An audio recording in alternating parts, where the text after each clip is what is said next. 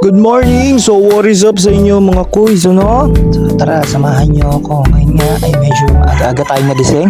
Ayan, tumitila ako pa yung manok. Tara! So ngayon nga ay napagdesisyonan ko na tulungan si Erpat para mag-asikaso ng mga manok. So ayan, pasensya na kayo dun sa background ha, medyo maingay yung mga manok. So kung mapapansin nyo, backyard breeder po yung father ko. So shoutout po sa inyo. Yan, tara magpatuka tayo. Ayan, sa una muna ay linis. So everyday routine yan ng father ko.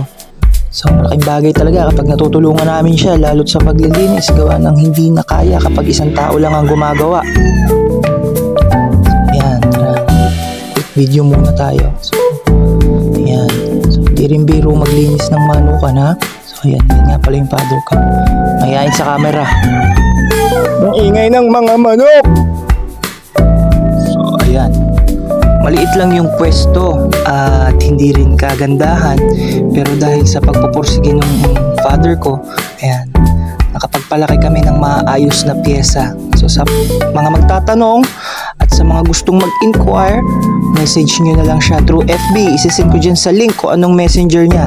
So para sa mga magtatanong kung magkano, so kayo nang bahala mag-usap. So malaking bagay din para sa amin yan, lalo't backyard breeder kami.